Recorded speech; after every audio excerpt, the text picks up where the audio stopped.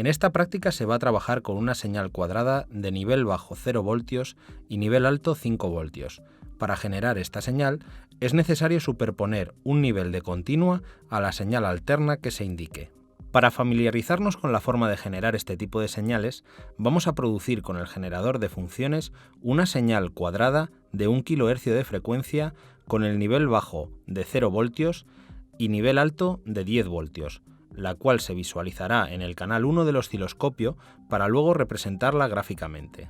Como se ha indicado, se pone el canal 1 en modo corriente continua y en el osciloscopio se genera una señal con las características descritas. Como queremos conseguir que el nivel bajo sea de 0 voltios y el nivel alto de 10 voltios, tendremos que superponer a la componente alterna una continua de 5 voltios, de manera que la señal resultante tendrá de valor mínimo 5 voltios más menos 5 voltios igual a 0 voltios y de valor máximo 5 voltios más 5 voltios igual a 10 voltios, que es lo que pretendemos. La amplitud pico a pico de esta señal es de 10 voltios, por tanto, si no llevara la componente continua o no estuviera el canal en modo corriente continua, la veríamos en el osciloscopio representada simétricamente respecto al eje horizontal y con un nivel alto de 5 voltios y uno bajo de menos 5 voltios, visualizándose únicamente la componente alterna, ya que la continua o no existe o no se representa. Si en el generador de funciones dejamos sin pulsar la tecla ON, observamos en el osciloscopio que la gráfica de la señal generada se sitúa simétricamente respecto al eje horizontal. Vamos a generar la señal cuadrada de nivel bajo 0 voltios y nivel alto 10 voltios. Ajustamos el osciloscopio para que se visualice la señal. Para ello se pulsa la tecla Canal 1 y en el menú de la pantalla se elige Acoplamiento corriente continua. En el generador de funciones seleccionamos onda cuadrada y fijamos la frecuencia en 1 kHz. Pulsamos la tecla ON y si el mando de offset del mismo no está en el 0, veremos que la gráfica se desplaza. Giramos el mando offset del generador en sentido horario, valores positivos, y vemos que la gráfica se desplaza verticalmente. Seguimos girando hasta que el nivel inferior sea 0 voltios, con lo cual el nivel superior será 10 voltios, que es lo que nos proponíamos. Con el fin de tener una buena visualización de la señal, fijamos la escala de amplitud en 5 voltios por división. Seleccionemos el acoplamiento del canal 1 como corriente alterna. Sin realizar ningún cambio más, observamos que la señal vuelve a situarse de forma simétrica respecto al eje horizontal, ya que, como sabemos, solo se visualiza la componente alterna. Relación entre la frecuencia de la señal de carga y el tiempo de carga de un condensador en un circuito RC. Sobre la placa de inserción montamos el circuito que se ve en la figura. Se trata de un circuito serie RC con una resistencia de valor 10 kiloohmios, un condensador de capacidad 10 nanofaradios y un generador de funciones que proporciona una señal cuadrada VG de frecuencia 625 Hz, con un valor máximo de 5 voltios y uno mínimo de 0 voltios. El valor teórico de la constante de tiempo para este circuito será tau igual a RC igual a 0,1 milisegundos. Verificamos que ambos canales del osciloscopio están en modo corriente continua y mediante una sonda introducimos por el canal 1 la señal que produce la fuente y la visualizamos. Como vemos, es cuadrada. Tiene 5 voltios de valor máximo y 0 voltios de mínimo, con un periodo de 1,6 milisegundos que equivale a la frecuencia de 625 Hz.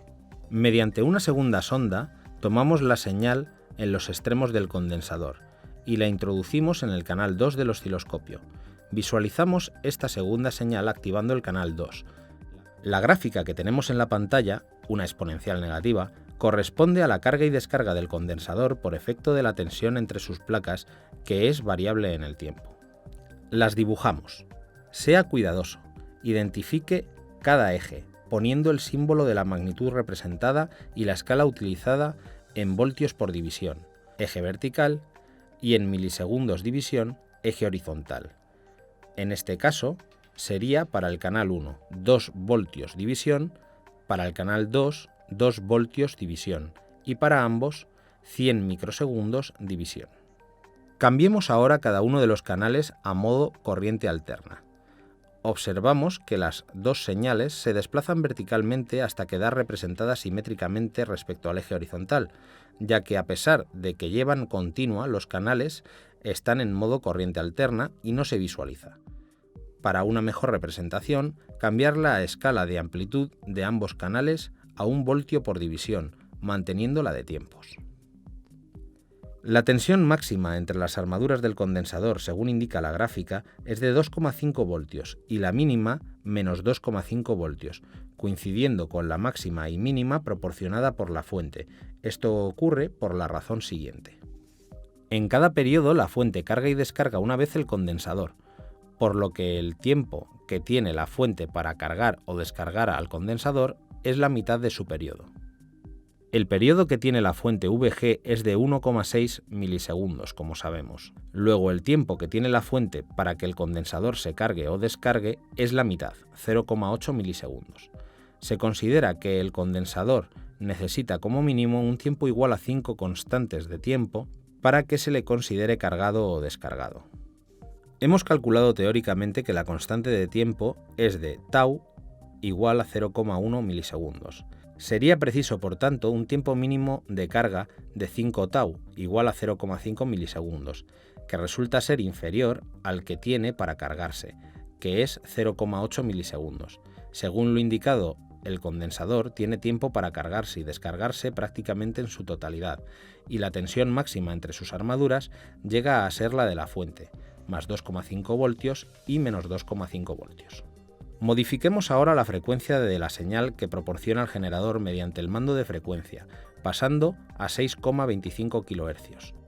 Utilizando el razonamiento anterior, comprobar que en este caso el condensador necesita un tiempo de carga o descarga mayor que el que le da la fuente y por tanto no se carga o descarga en su totalidad, y la tensión entre sus armaduras no alcanza ni el valor máximo de 2,5 voltios ni el mínimo de menos 2,5 voltios.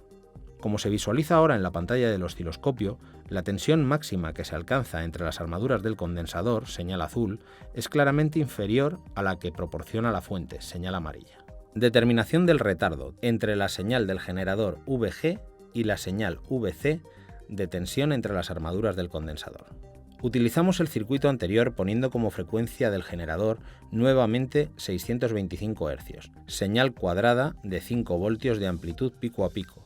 Los canales del osciloscopio los ajustamos para corriente alterna, por lo que vemos en la pantalla la señal de entrada VG y la de salida VC, situadas simétricamente, ya que la componente continua no se representa, y verificamos que el punto de disparo está en 0 voltios. El retardo entre ambas señales se determina midiendo la diferencia de tiempo entre las dos señales cuando alcanzan el 50% de su amplitud máxima.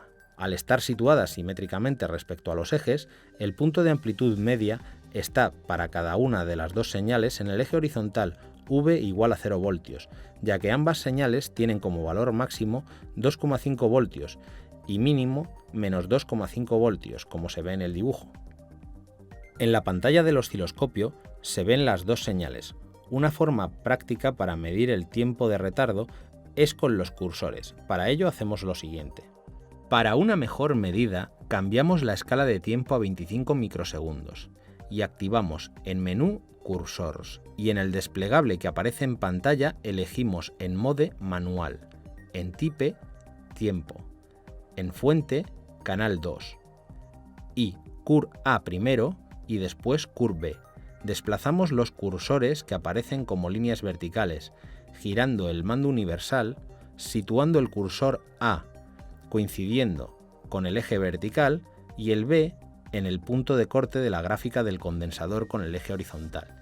Automáticamente en pantalla leemos el valor del tiempo entre ambos cursores, que es el de retardo, cuyo valor se lee como incremento de t igual a 69 microsegundos. El tiempo de retardo es el mismo en subida que en bajada.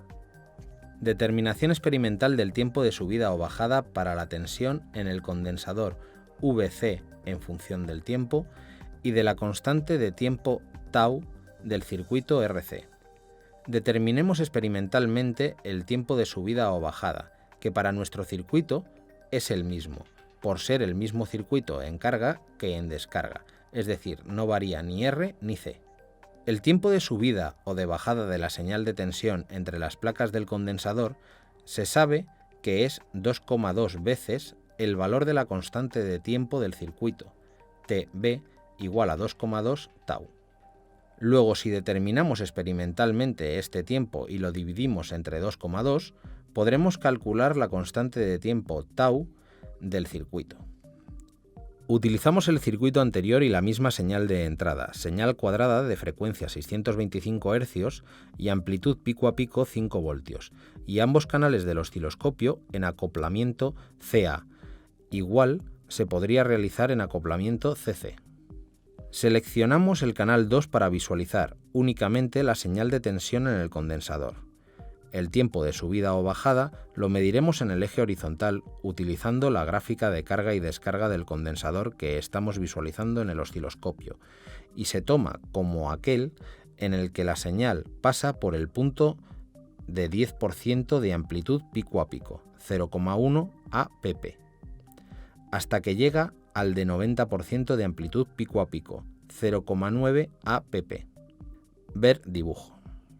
El de bajada se medirá al revés, es decir, entre el 90% y el 10%. Para medir este tiempo, lo más práctico es utilizar la función cursor del cuadro menú, eligiendo en la opción modo seguimiento track. De esta manera aparecen a la vez el cursor A y el B, tanto en su forma vertical como horizontal. Al seleccionar Cur A en las opciones y girar el botón universal, el punto de corte entre su representación horizontal y la vertical sigue a la curva representada. De igual forma ocurre con el cursor B. Situamos el punto de corte de los cursores A coincidiendo con el 10% de la amplitud pico a pico, 0,1 app, y el punto de corte de los cursores B con el del 90% de la amplitud pico a pico, 0,9 app.